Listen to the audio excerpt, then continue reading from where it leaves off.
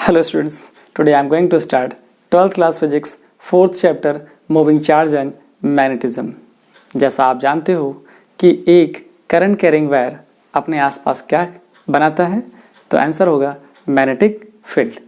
तो एक current carrying wire, suppose करिए आपके पास ये वायर है, इस वायर में करंट जा रही है। करंट कहाँ जा रही है? अपवर्ड डायरेक्शन में, और ये बनाता है अपने आसपास मैग्नेटिक फील्ड।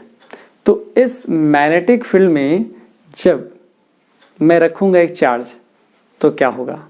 आपको आज इस वीडियो में ये सीखने को मिलने वाला है कि जब किसी मैग्नेट के थ्रू बनने वाला मैग्नेटिक फील्ड, उसमें किसी चार्ज को रखा जाए तब चार्ज का क्या होगा, मीन्स चार्ज पर क्या होगा, या फिर किसी वायर के थ्रू बनने वाले मैग्नेटिक फील्ड में कोई चार्ज रख दिया जाए या चला दिया जाए तो चार्ज पर क्या होगा।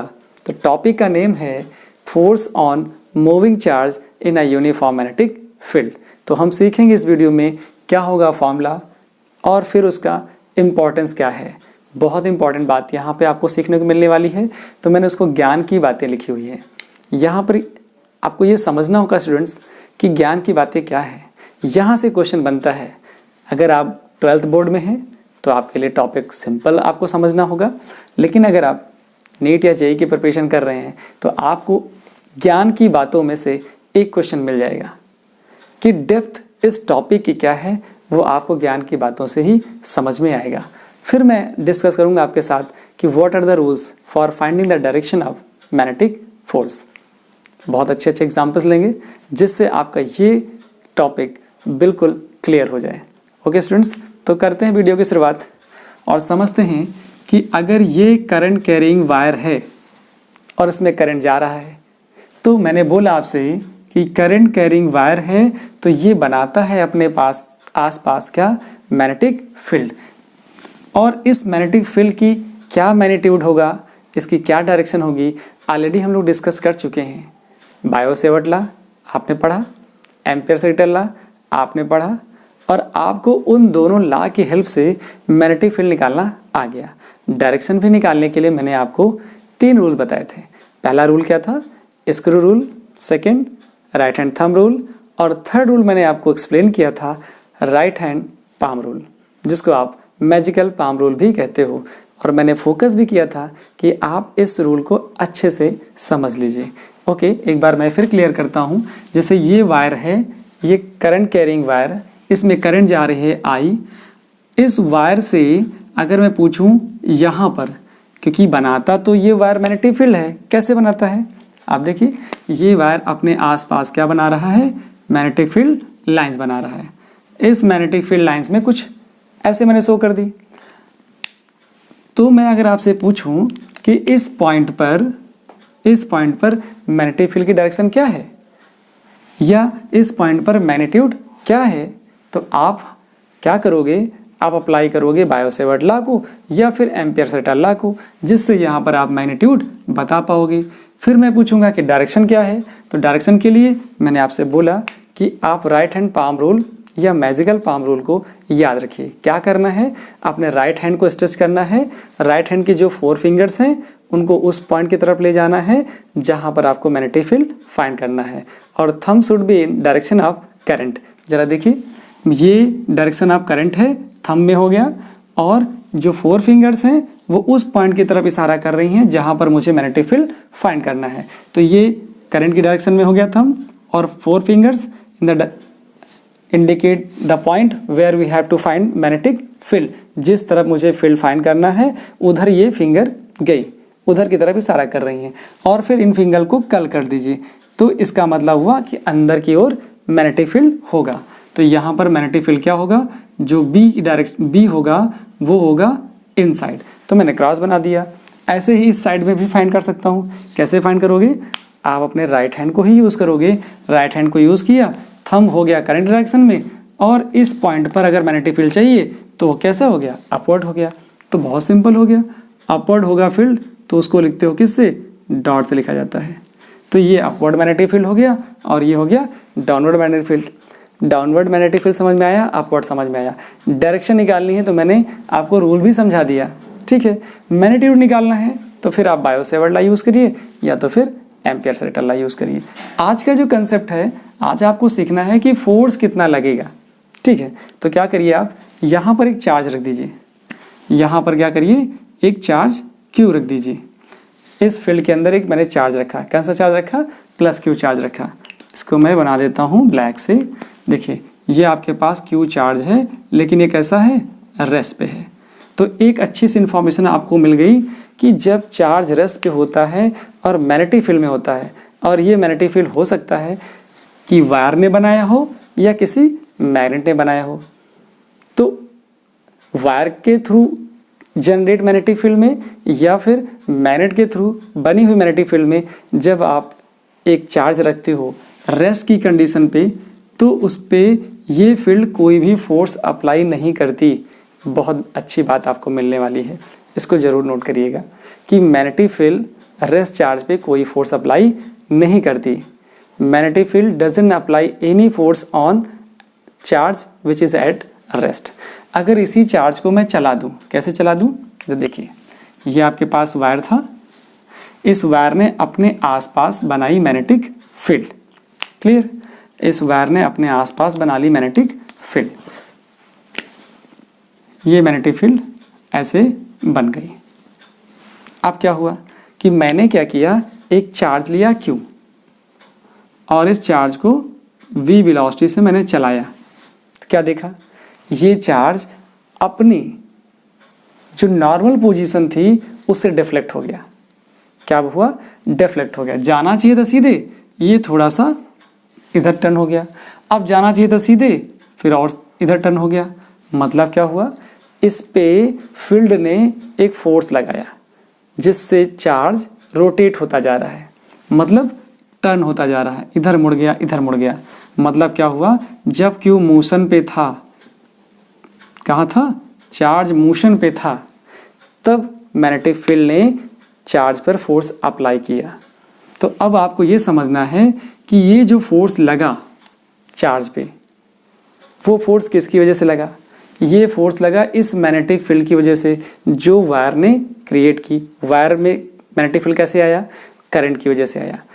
तो वायर में करंट गया, करंट की वजह से बना मैग्नेटिक फील्ड, और उस मैग्नेटिक फील्ड में जब कोई चार्ज v वेलोसिटी से मूव करने लगा, तो आपने क्या देखा कि ये ऑब्जर्वेशन में आया है कि charge get deflect from its normal position because of it acted a force, it feels a force, experience a force due to magnetic field, that's why it is called magnetic force। तो हम इसके definition क्या ले सकते हैं, एक चीज़ समझ में आपको आ गई कि रेस्ट चार्ज पर मैग्नेटिक फील्ड कोई फोर्स अप्लाई नहीं करती, केवल जब चार्ज मोशन पे होता है तभी मैग्नेटिक फील्ड चार्ज पे फोर्स अप्लाई करती है। तो डेफिनेशन क्या हो जाएगी, when charge moves in a uniform magnetic field, when charge moves in a uniform magnetic field,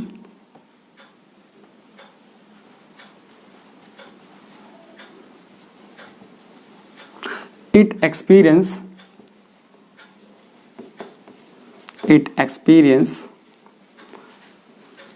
a force and it get deflect from its normal position।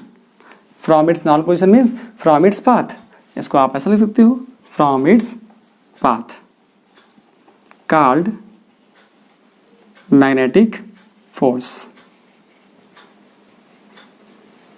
Clear हो गया, ये था आपके पास मैग्नेटिक फोर्स, इसको मैंने लिखा Fm से।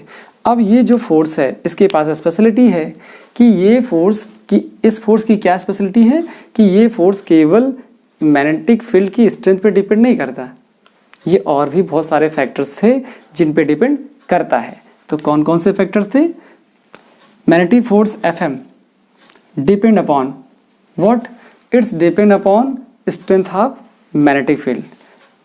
एफ क्या करता है, F M depends upon following factors, following factors. कौन कौन से फैक्टर्स हैं चेक कर लेते हैं। किस पे डिपेंड करता है, ये डिपेंड करता है स्ट्रेंथ ऑफ मैग्नेटिक फील्ड पे, स्ट्रेंथ ऑफ मैग्नेटिक फील्ड पे डिपेंड करता है एक बात। दूसरी क्या होती है, मैग्नीट्यूड ऑफ चार्ज पे डिपेंड करता है।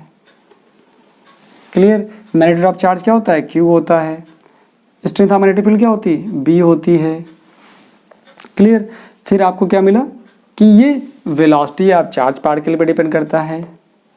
वेलोसिटी ऑफ चार्ज पार्टिकल क्या होती है, v होती है, तो v पे भी डिपेंड करता है। अब जरा देखिए, and also depend what, very important term, also depend upon angle between,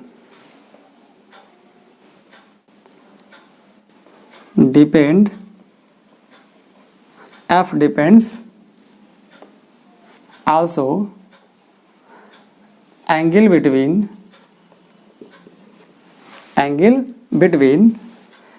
velocity vector and magnetic field vector। मतलब v और v के बीच क्या एंगल बन रहा है इस पे भी डिपेंड करता है। मतलब किस एंगल पे ये इंटर करेगा मैग्नेटिक फील्ड में, इस बात पे भी ये फोर्स डिपेंड करता है। तो आपने देखा कि जो मैग्नेटिक फील्ड की वजह से मूविंग चार्ज पे फोर्स लगा, ओके, जो मूविंग चार्ज पर मैग्नेटिक फील्ड की वजह से फोर्स लगा वो स्पेशल है। क्यों? क्योंकि वो डिपेंड कर रहा है स्ट्रेंथ ऑफ मैग्नेटिक फील्ड पर, मैग्नीट्यूड ऑफ चार्ज पर, velocity of charge particle and also depend upon angle between v and b। तो हम इस सब को कंबाइन करके एक फॉर्मूला बना सकते हैं। क्या होगा फॉर्मूला, वो जरा देखिए। इस फिगर को मैं रब कर देता हूँ। देखिए बना क्या फॉर्मूला, यहाँ से हम फॉर्मूला बना सकते हैं कि F इज इक्वल टू आया QVB साइन थीटा। मतलब जो इसका फॉर्मूला बना, जनरेट हुआ, इन सारी चीज़ों को मिलाने के बाद वो आया F equal to QAB sine theta. तो मैंने बोला क्या फॉर्मूला चाहिए था वो आपको मिल गया है। एक चीज़ तो आपको क्लियर हुई कि क्या होता है मैग्नेटिक फोर्स और कैसे मिला होगा, कैसे फील्ड ने फोर्स अप्लाई किया होगा मूविंग चार्ज पर। चैप्टर का नेम भी है moving charge and magnetism. Actually में तो चैप्टर अब स्टार्ट हुआ है। इसका वेक्टर फॉर्म क्या होगा, इसका वेक्टर फॉर्म देखोगे आप तो क्या आएगा, यहाँ से आपको मिलेगा F vector is equal to Q V cross B। क्या मिलेगा, V क्रॉस B। ये बहुत बड़ी बात है। इस फॉर्मूले को अगर आप समझ गए और इसके इम्पोर्टेंस को समझ गए तो बहुत बड़ी बड़ी प्रॉब्लम आप चुटकी में कर पाओगे।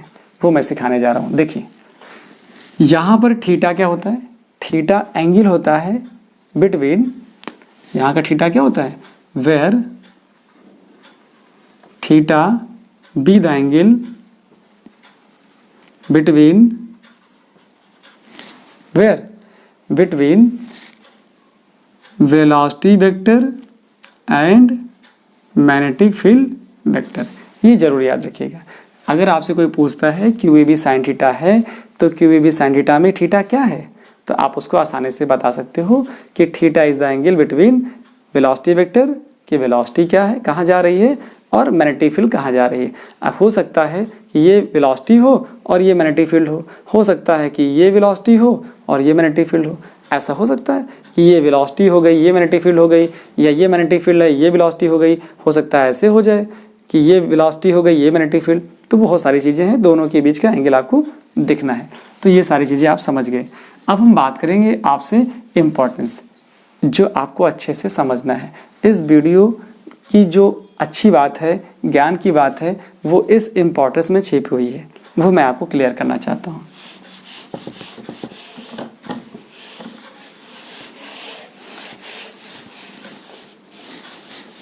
देखिए होता क्या है कि यहाँ से फॉर्मूले से आपको एक चीज़ तो क्लियर हो गई कि डायरेक्शन क्या होगी। क्या होगी? डायरेक्शन। डायरेक्शन क्या होगी जरा देखिए, यह फोर्स है तो इसकी यूनिट क्या होती? न्यूटन। तो यूनिट तो आप लिख लोगे इजी वे में। अब क्या चाहिए कि ये हो गया वेक्टर फॉर्म, तो इसकी डायरेक्शन कहाँ होगी? तो पहले डायरेक्शन समझिए। डायरेक्शन क्या होगी? डायरेक्शन क्या होगी? एफ की वो डायरेक्शन होगी जो v क्रॉस b के परपेंडिकुलर हो। क्या हो? v क्रॉस b के परपेंडिकुलर हो। मतलब क्या हुआ कि यहाँ पर आपको ये देखना है कि f की डायरेक्शन क्या होगी, वो v क्रॉस b के परपेंडिकुलर। मतलब लिखें कैसे हम? तो लिखेंगे ऐसे, direction of f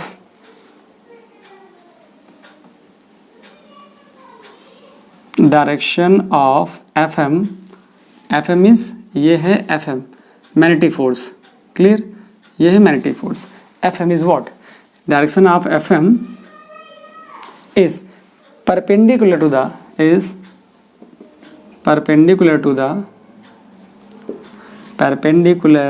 to the plane containing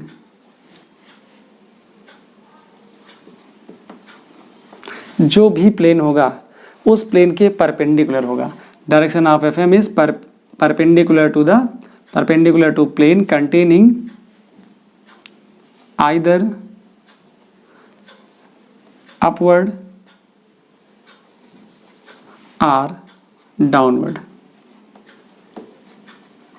या तो प्लेन के परपेंडिकुलर अपवर्ड होगा या फिर डाउनवर्ड होगा। मैं क्लियर करता हूँ। देखिए जैसे v और v है, हमने कहा एक v है और एक b है, तो हमने दोनों बना लिए। ये हमारे पास प्लेन है और इस प्लेन में एक बन गया v और एक बन गया, देखिए एक बन जाता है ये v, एक बन जाता है b। अब क्या होगा? अब मुझे बताना है कि कहाँ होगा b। देखिए तो b जो होगा इन दोनों के परपेंडिकुलर आ जाएगा, इन दोनों के परपेंडिकुलर आ जाएगा, क्योंकि एक प्लेन में आ गए। मैं आपको ऐसा करके दिखाता हूँ। देखिए जैसे ये कॉपी का प्लेन हो जाए, ये पीछे का कॉपी का प्लेन हो जाए, उस प्लेन में क्या होगा कि ये दोनों प्लेन में आ गए और ये ऐसे आ गया। इसका मतलब क्या हुआ कि जो डायरेक्शन ऑफ f है वो इन दोनों के परपेंडिकुलर है। मतलब ये इसके भी परपेंडिकुलर है और ये इसके भी परपेंडिकुलर है। मतलब ये होता है f is equal to Q v cross b। क्या हुआ? जो f है वो v के भी परपेंडिकुलर है और जो f है वो b के भी परपेंडिकुलर है। हो सकता है b और v दोनों म्यूचुअली परपेंडिकुलर हो तो ऐसा हो जाएगा। क्लियर हुआ कि ये हो गया v, ये हो गया f, और देखिए ये b, ये v और ये f, ऐसा भी हो सकता है। क्लियर हुआ? तो इस तरह से आपको निकालना है।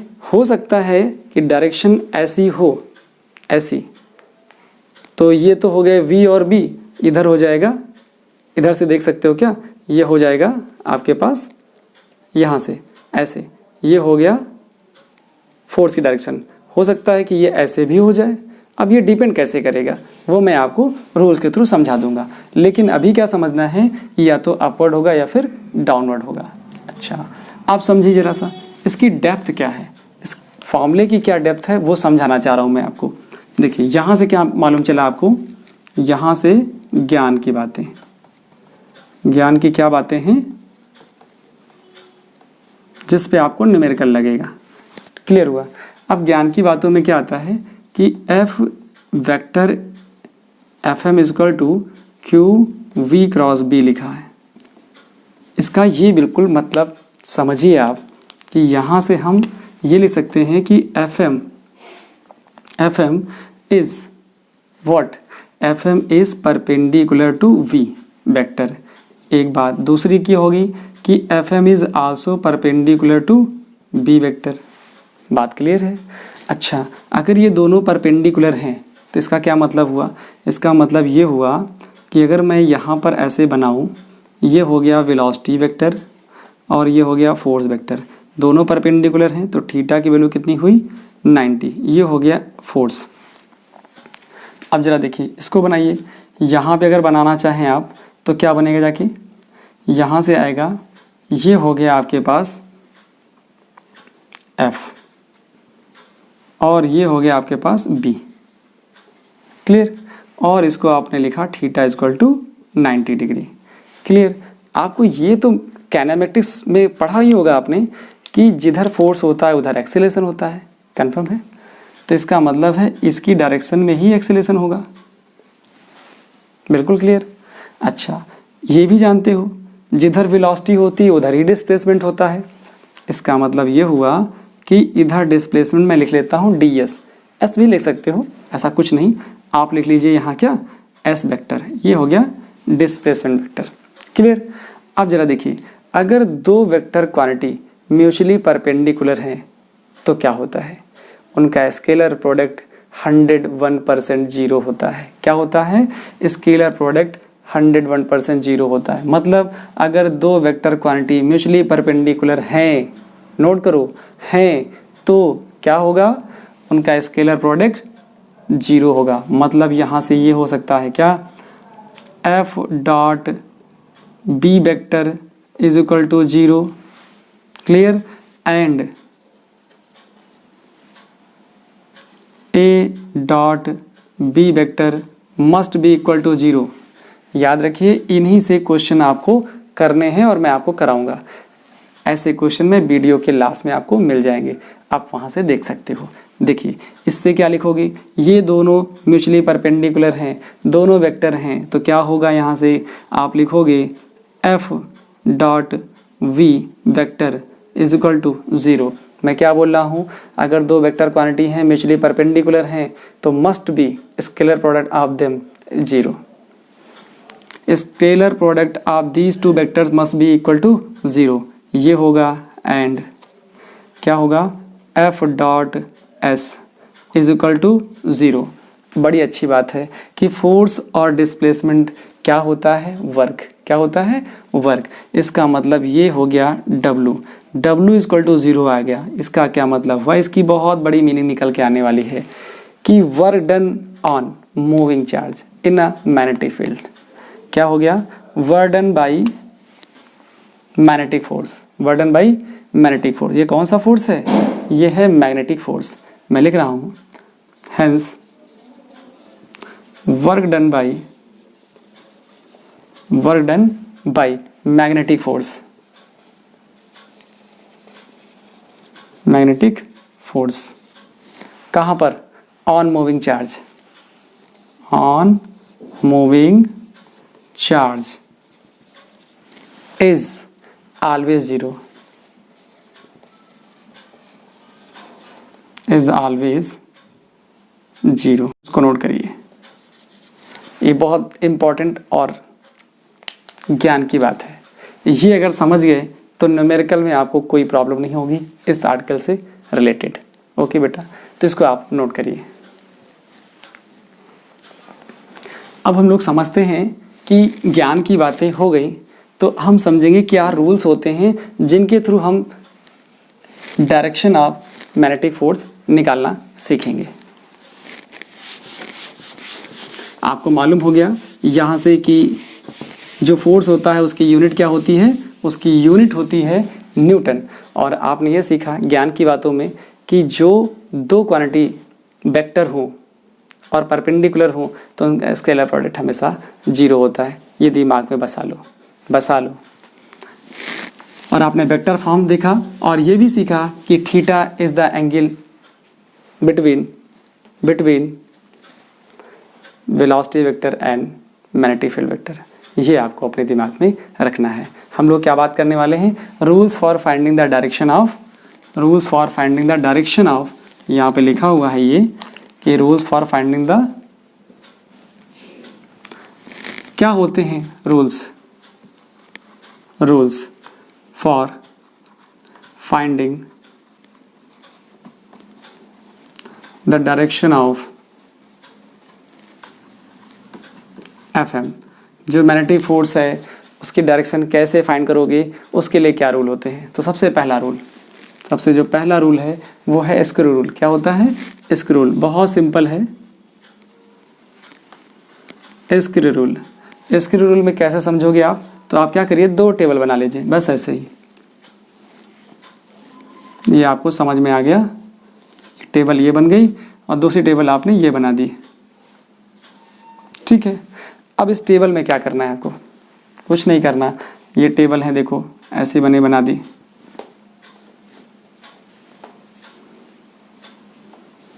इसके अंदर क्या है, ये मैंने बनाया पॉइंट, यहाँ भी मैंने बनाया पॉइंट। एक ये पॉइंट लिया और एक पॉइंट ये लिया, एक ये पॉइंट लिया और एक पॉइंट ये लिया। क्लियर? अब मैं क्या कर रहा हूँ, इसको मैं कर रहा हूँ इधर। ये आपके पास है V और ये है B। यहाँ पर क्या है, यहाँ पर है V और यहाँ पर है B। क्लियर? मुझे क्या करना है, मुझे V को B की तरफ ले जाना है। किधर ले जाना है? क्योंकि आपने देखा है FM equal to what, FM की वैल्यू मैंने क्या लिखी यहाँ से, FM इज इक्वल टू लिखा QV क्रॉस B। ठीक है, आप इससे चेक करिए कि V को B की तरफ ले जाइए, ज़रा इसको ले जाइए, B को B की तरफ ऐसे ले जाइए, इधर ले जाइए। जब ले जाएंगे तो मैंने क्या बोला कि इधर से उधर ले जा रहे हो। किधर? B को देखिए, 4 फिंगर को रखिए कहाँ, 4 फिंगर रखिए अपनी V की डायरेक्शन में और B की तरफ ले जाइए। तो थंब जिधर इंडिकेट करे वो होती है डायरेक्शन किसकी, वो होती है FM की डायरेक्शन। ये है स्क्रू रूल। क्या है? V को B की तरफ ले जाइए तो क्या होगा, अगर V को B की तरफ ले जाएंगे तो क्या देख रहे हो आप देख रहे हो कि V को B की तरफ ले गए, थंब बाहर आया। थंब बाहर आने का मतलब क्या हो गया, perpendicular to the plane containing outward. क्या होगा, FM की जो डायरेक्शन होगी कहाँ होगी, ये होगी बाहर की ओर। तो बाहर की ओर का हम क्या लिखेंगे, बाहर की ओर का मतलब हो गया, देखिए यहाँ हो गया डॉट। क्या हो गया? डॉट। ऐसे आएगा फोर्स। इसका मतलब क्या लिखूंगा मैं, FM is perpendicular to the plane containing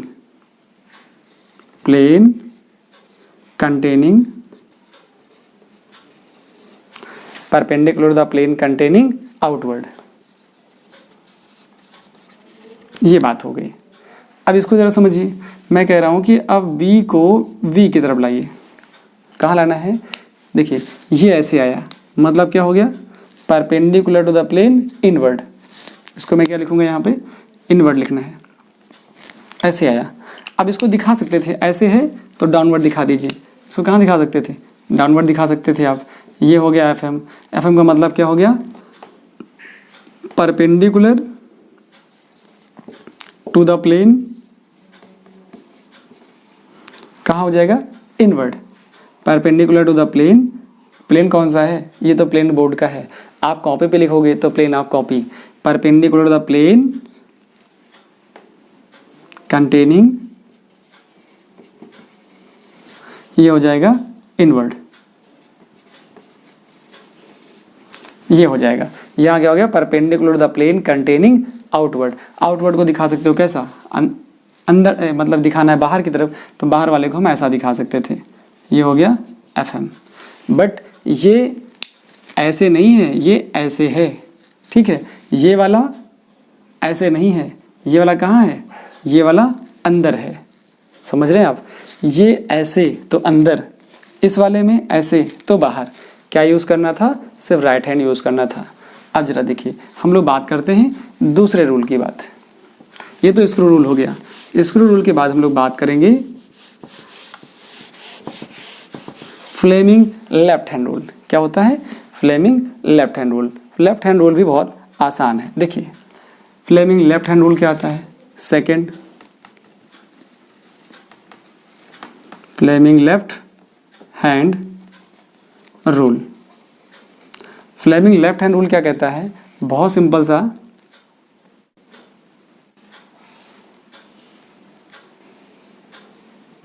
पहले फिंगर आप बना लीजिए,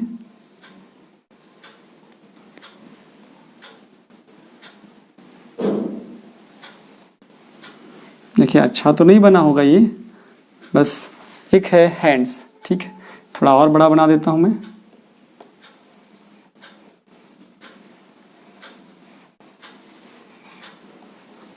ये हमारे पास एक हैंड है, ठीक।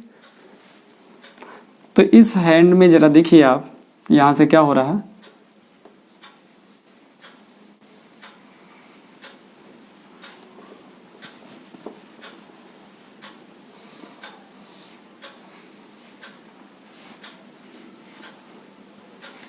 ये मैंने बनाया। अब यहां से जरा देखिए, ये हो गया थंब, ये बनाएगा फोर्स, क्लियर। ये हमारी जो 4 फिंगर्स हैं, ठीक है, इन 4 फिंगर्स में फ्लेमिंग लेफ्ट हैंड बनाना है, तो लेफ्ट हैंड के लिए क्या करना है कि आपको लेफ्ट हैंड निकालना है, और लेफ्ट हैंड के लिए क्या आता है, ये आता है। तो इसका मतलब थंब बनाना था, और ये मिडिल फिंगर ये आपके पास ऐसा करिए, और इनमें से इस फिंगर को थोड़ा सा नीचे करिए, ये ऐसे आएगी, और साथ में जो ये फिंगर्स हैं ये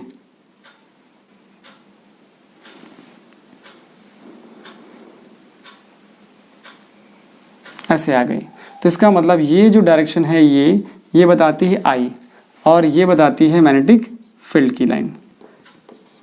तो ये हो गई मैग्नेटिक फील्ड लाइन की, ये हो गई आई। आई क्या होता है, motion of positive charge, motion of positive charge. आपको क्या देखना है, मोशन ऑफ पॉजिटिव चार्ज देखना है। कैसे देखोगे मोशन ऑफ पॉजिटिव चार्ज, जरा वो देखिए। मोशन ऑफ पॉजिटिव चार्ज मतलब आपको सिर्फ ऐसे ही यूज़ करना है फ्लेमिंग लेफ्ट हैंड रूल, मतलब ये तीनों क्या हो, mutually perpendicular to each other हो जाएं। ये मैग्नेटिक फील्ड को, ये मोशन ऑफ पॉजिटिव चार्ज, तो थंब अपने आप बता देगा कि क्या होगी डायरेक्शन ऑफ फोर्स, ठीक है। सबसे आसान होता है राइट हैंड पाम रूल। क्या होता है, राइट हैंड पाम रूल। तो थर्ड देखेंगे राइट हैंड पाम रूल।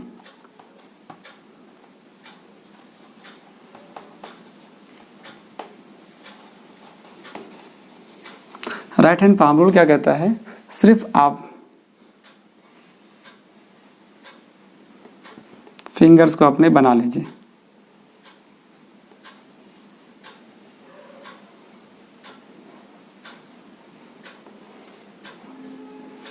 ये बना दिया, ठीक।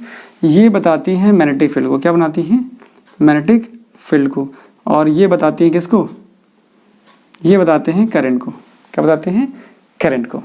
अच्छा, अब बचा क्या, अब आपके पास जिधर पाम पॉइंट करे, palm point the direction of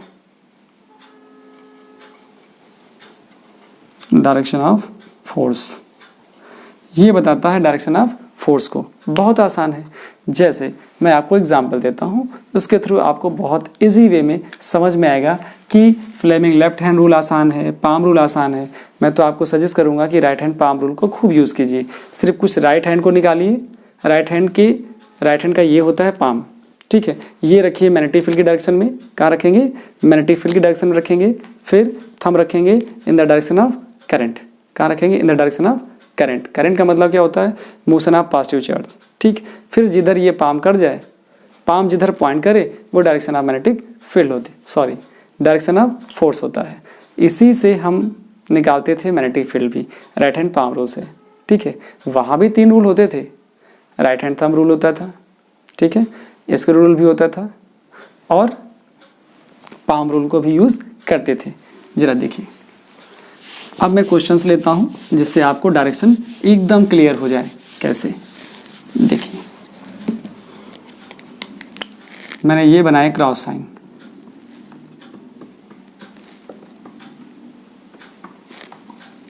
और इन क्रॉस साइन में मैं सिर्फ चार्ज बना देता हूं, आप मुझे डायरेक्शन बता दीजिए।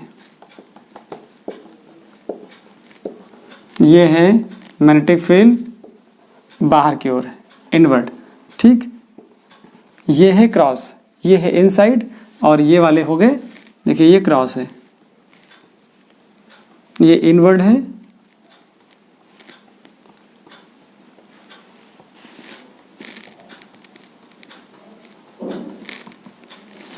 और ये हो गया आउटवर्ड।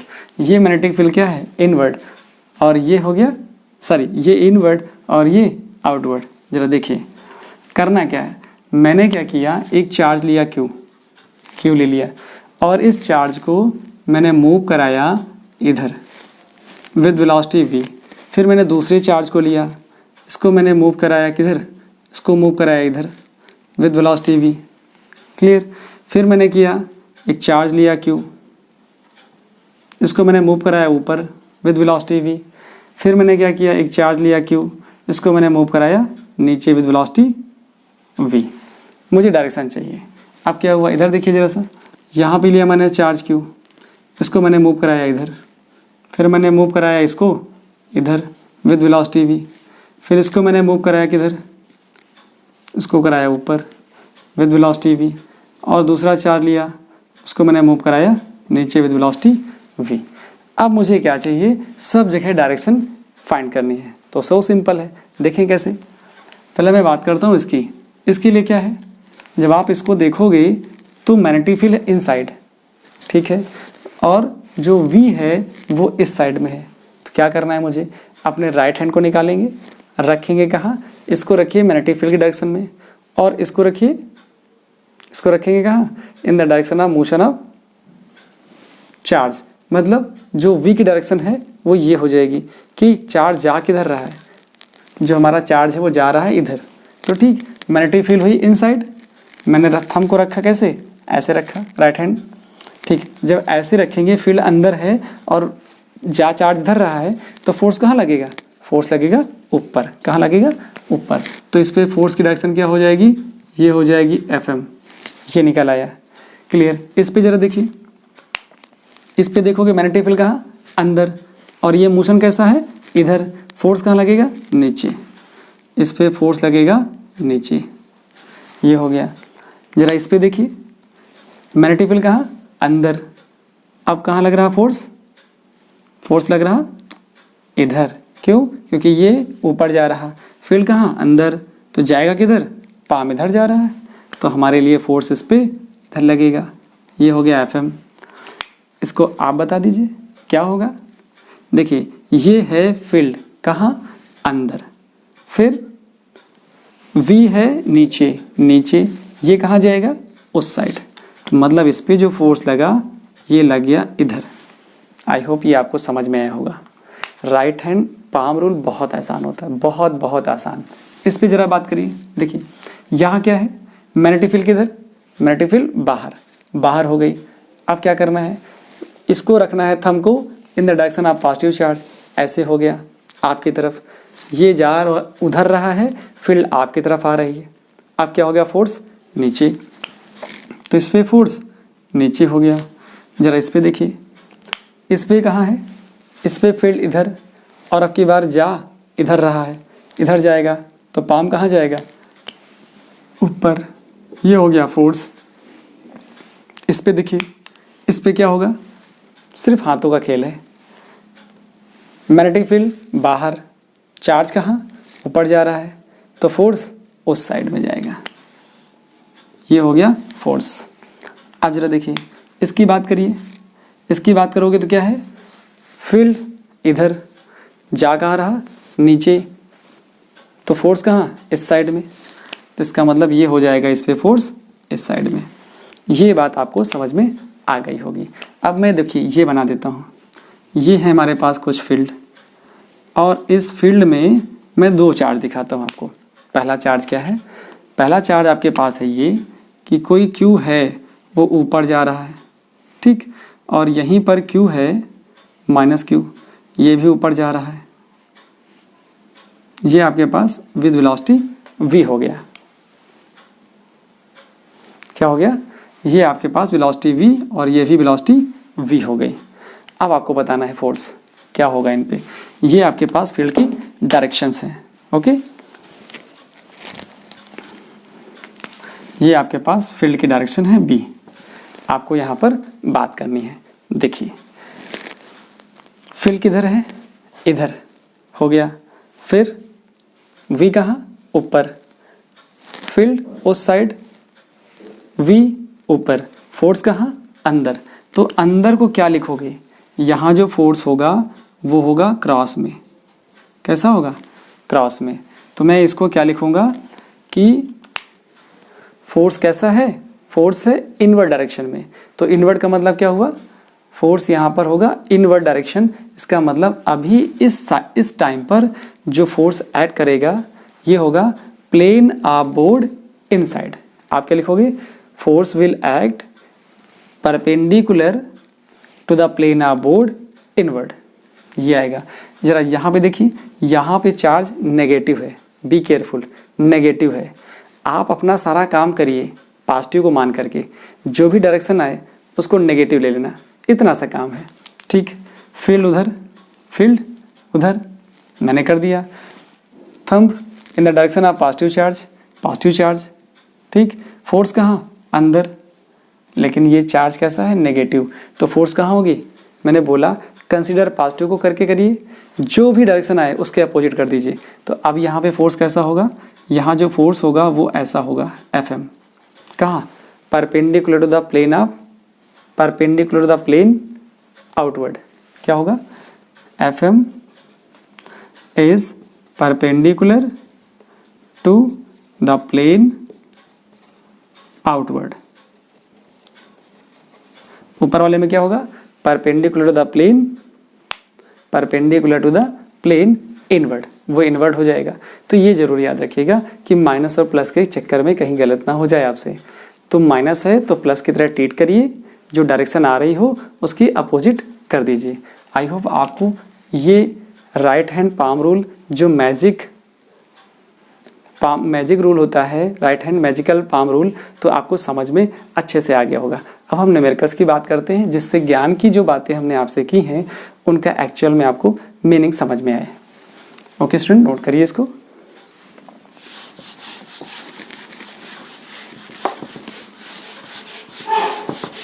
अब हम बात करते हैं प्रॉब्लम्स की। देखिए, हमको यहाँ प्रॉब्लम्स भी लेनी थी, तो प्रॉब्लम भी ले लेते हैं हम लोग। ठीक, सबसे फर्स्ट प्रॉब्लम, जो बेसिक प्रॉब्लम यहाँ पर बनती है वो ये होती है कि सपोज करिए यहाँ पर कोई वायर है और इस वायर में करंट जा रही है 10 एम्पियर। क्लियर हो गया। और इस वायर से 2 मीटर डिस्टेंस पे कोई चार्ज रखा है, मैंने रख दिया 1 माइक्रो कूलाम का चार्ज, और ये मोशन पे है।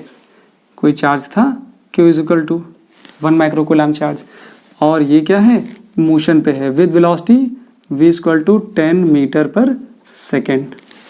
मुझे क्या करना है, फाइंड, ये वायर कैसा है, इन्फिनिटली लॉन्ग है। Find the force, find the magnitude of force, magnitude of force, also find the direction of force. दोनों चीज़ें पूछ ली, मतलब मैग्नीट्यूड भी फाइंड करना है और डायरेक्शन भी फाइंड करनी है। बहुत सिंपल क्वेश्चन हो गया। सबसे पहले इस वायर की वजह से, इस करंट कैरिंग वायर की वजह से 2 मीटर डिस्टेंस पे आप क्या फाइंड करिए, फील्ड फाइंड करिए। तो फील्ड यहाँ कितनी होगी, फील्ड क्या होगी और डायरेक्शन क्या होगी। देखिए, करंट ऊपर जा रहा है, ठीक, करंट जब ऊपर जाता है तो फिर फील्ड कहाँ जाएगी, अंदर जाएगी। ये है राइट हैंड पाम रूल।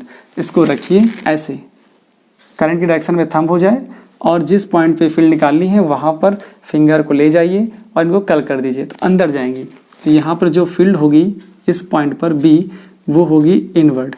तो B की पहले वैल्यू क्या होगी देखिए, और इस पर कितना फोर्स लगेगा, मुझे क्या निकालना है, फोर्स।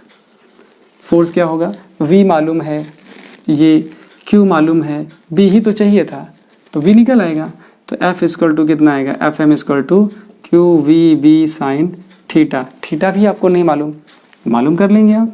देखिए यहाँ से कितना आएगा, यहाँ से जो B की वैल्यू होगी वो होगी μ0/2π। क्यों, क्योंकि जो इन्फिनिटली स्ट्रेट लॉन्ग वायर होता है उसकी वजह से जो फील्ड होती है फॉर्मूला वो होता है I/R। हम लोग यहाँ रख लेंगे, देखेंगे क्या आएगा। Q की वैल्यू कितनी, Q की वैल्यू 1 माइक्रो कूलम, तो 1 माइक्रो को चेंज करेंगे 10⁻⁻⁶। और क्या आएगा, जो V की वैल्यू है वो है 10 इंटू B की वैल्यू कितनी आ जाएगी, μ0/2π की वैल्यू होती है 2 × 10⁻⁷। क्या होता है 10⁻⁷। आई अपॉन आर होता है, तो आई की वैल्यू है 10 और आर की वैल्यू है 2, तो उसको सॉल्व करेंगे। 2 5 जार 10, 5 5 2 जार 10, 10x में कम कर देंगे, 10 की पावर -6 टेस्ला आ जाएगा। क्लियर? तो यहाँ वैल्यू पुट कर लेंगे, ये हो गया Q, V हो गया और B की वैल्यू हो गई 10 की पावर -6 और साइन थीटा। जरा देखिए जो B है वो अंदर है, B है अंदर, ये हो गया B की डायरेक्शन। B की डायरेक्शन कहाँ है? अंदर हो गई, B की डायरेक्शन अंदर हमारे तरफ हो गई, ठीक। और ये V की डायरेक्शन हो गई, तो V जा रहा था अंदर, देखिए V अंदर हो गया, V अंदर हो गया और V ऊपर हो गया, तो V और V के बीच में देख पा रहे हो आप कितना एंगल बन रहा है? 90। तो यहाँ हम 90 रख देंगे, साइन 90। जब साइन 90 रखेंगे, सॉल्व करेंगे तो देखेंगे यहाँ से क्या आ जाएगा, ये 10 की पावर 12 और एक 10 कम हो जाएगा, तो 1 × 10 की पावर -11 आ जाएगा, 11 Newton. This is the answer. इसको आप आसानी से समझ पाए। ओके, अब हम लेते हैं नेक्स्ट प्रॉब्लम। डायरेक्शन को आपको समझना था, तो डायरेक्शन भी मैं बता दूं, डायरेक्शन कैसे लेना था आपको। ये था आपके पास वायर, इस वायर में करंट थी 10 एम्पियर, यहाँ गए 2 मीटर पे, यहाँ पे चार्ज था Q = 1 माइक्रो कूलम और वेलोसिटी कहाँ थी? ऊपर, V ये वेलोसिटी थी, ये वायर था इन्फिनेटली लॉन्ग। क्लियर? आपको निकालना था यहाँ पर फोर्स क्या होगा। जो आपने B निकाला, B की वैल्यू कहाँ आई? इनसाइड। कहाँ आई? इनसाइड। ज़रा देखिए यहाँ जो B आया वो इनसाइड आया, तो करना क्या है, मैंने क्या बोला है कि B मालूम हो और V मालूम हो तो आप आसानी से निकाल सकते हो। या आप ऐसा कर लीजिए, अपने राइट हैंड को निकालिए, पाम रूल यूज़ करिए। फील्ड कहाँ है? अंदर। फील्ड कहाँ? अंदर। और V कहाँ? ऊपर। तो फोर्स कहाँ लगेगा? Towards the wire. तो डायरेक्शन ऑफ फोर्स क्या होगी? डायरेक्शन ऑफ FM क्या होगी? Towards wire. क्या होगी? Towards wire.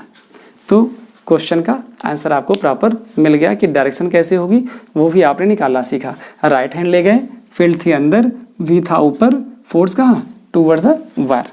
अब हम बात करते हैं नेक्स्ट प्रॉब्लम की। देखिए नेक्स्ट प्रॉब्लम कैसे बन सकती है, जो F = QVB sin θ पे बन सकती है। हमारे पास तो फॉर्मूला क्या है? QV cross B। इस पे बनने वाली प्रॉब्लम्स क्या होंगी? ओके, तो क्वेश्चन देखिए, if question number 2, if B = आपके पास हो जाए I cap plus J cap plus K cap Tesla, magnetic field इतना हो जाए और वेलोसिटी वेक्टर कितना हो जाए? V की वैल्यू हो जाए I 2I plus 3J minus 2K, ऐसा हो जाए, मीटर पर सेकेंड हो जाए, ठीक। और Q की वैल्यू आपको दे दी जाए कितनी? 1 माइक्रो कूलम। फाइंड कर लिया जाए यहाँ से, क्या? Find FM। ये आपको फाइंड करना हो तो कैसे फाइंड करोगे? तो बहुत सिंपल है। तो क्या करना है, क्योंकि आपको फॉर्मूला मालूम है, V मालूम है, तो क्रॉस प्रोडक्ट आना चाहिए, इसी वे में कर पाओगे। ज़रा देखिए FM की वैल्यू कितनी, यहाँ से आप लिखोगे FM = QV क्रॉस V। तो यहाँ ज़रूरत किसकी है? V क्रॉस V की। तो सबसे पहले क्या निकालोगे यहाँ से? V cross B। तो V क्रॉस B निकालना सीखना पड़ेगा। उसके लिए क्या होता है? I cap J cap K cap, determinant method होता है। क्या? पहले I की वैल्यू B की वैल्यू पुट करिए, तो पहले V की है ना, तो पहले V पुट करिए। V कितना आएगा? 2 3 माइनस 2।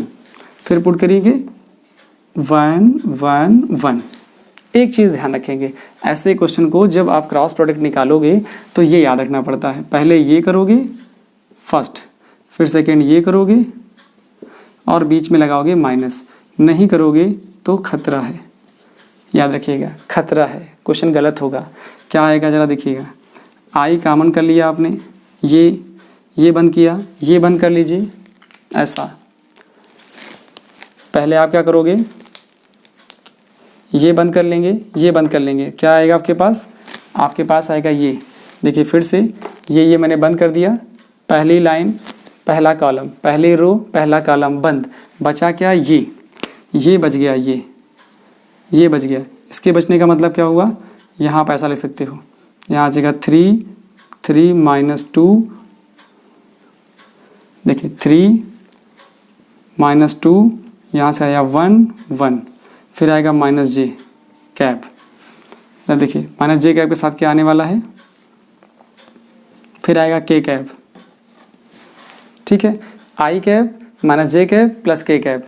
देखिए फर्स्ट रो सेकेंड कॉलम, ये बंद किया, ये बंद किया, ये बंद किया, ये बंद किया, तो इसका मतलब क्या हो गया, वो 2 1, ये बंद है, ये बंद है, 2 1 -2 1।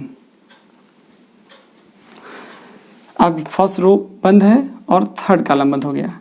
अब क्या आया, 2 1 2 1 3 1, ये आया। मैंने क्या बोला, पहले इधर से मल्टीप्लाई करना, तो क्या आएगा जाके देखिए 3, यहाँ से 3 आएगा, फिर आएगा यहाँ से -2, बीच में माइनस है तो माइनस माइनस प्लस हो जाएगा। फिर देखेंगे -j कैप, यहाँ से क्या आएगा, यहाँ से आएगा 2, बीच में माइनस होता है तो -2 है तो ये हो जाएगा +2। फिर क्या आएगा, k आएगा तो 2 -3। पहले इधर मल्टीप्लाई करिए, पहले ये चलेगा फिर बाद में ये चलेगा। अच्छा, आया कितना, 5i कैप, यहाँ से 4j कैप, यहाँ से आएगा कितना -k cap.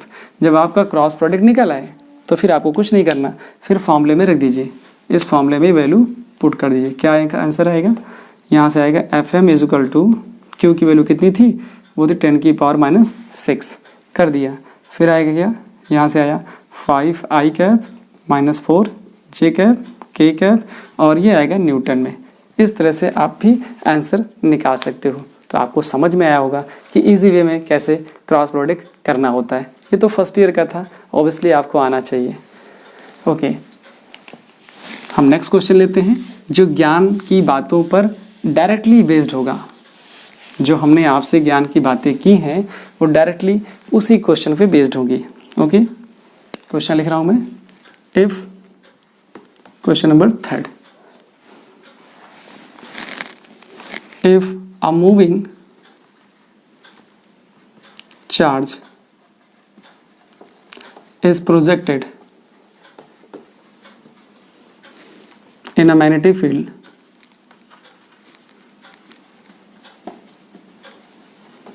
B is equal to 3i plus 4j।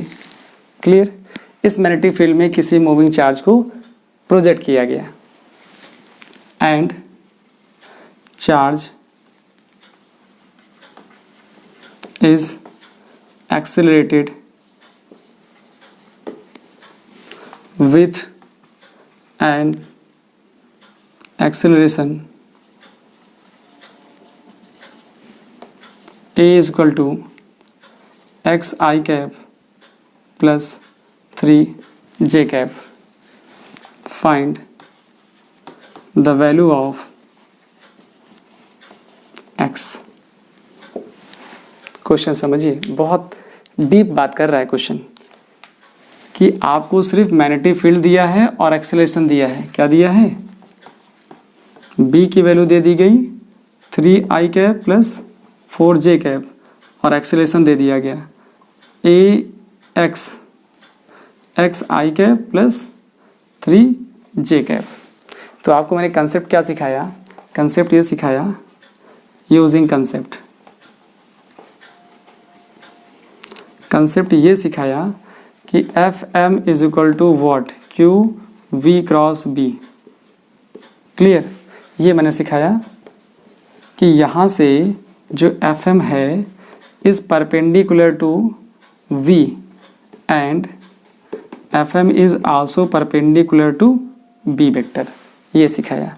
अच्छा, ये क्या मैंने बताया कि FM जिस डायरेक्शन में होता है, FM अगर इधर B है, इधर क्या है, इधर FM है, तो इसी डायरेक्शन में A भी होगा। क्या होगा, A भी होगा। थीटा की वैल्यू 90। अगर दो वेक्टर म्यूचुअली परपेंडिकुलर हैं तो उनका स्केलर प्रोडक्ट मस्ट बी 0। क्या होगा, स्केलर प्रोडक्ट ऑफ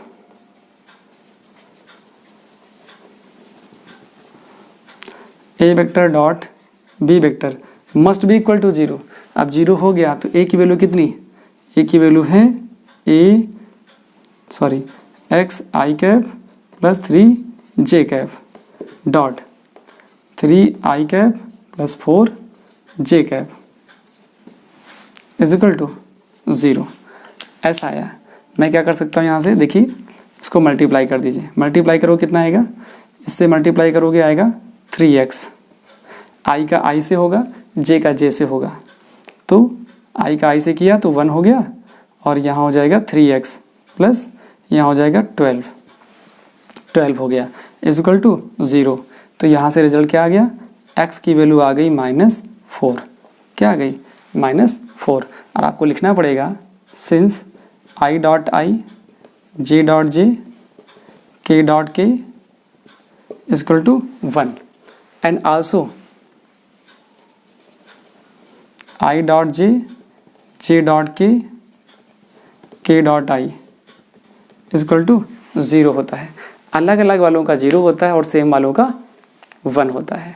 तो इस तरह से आपने स्टूडेंट कंसेप्ट सीखा और कंसेप्ट के बेस्ड पर अच्छी सी प्रॉब्लम सीखी जो इस आर्टिकल पे बन सकती थी, और आपको पूरी तरह से वो प्रॉब्लम भी समझ में आ गई होगी।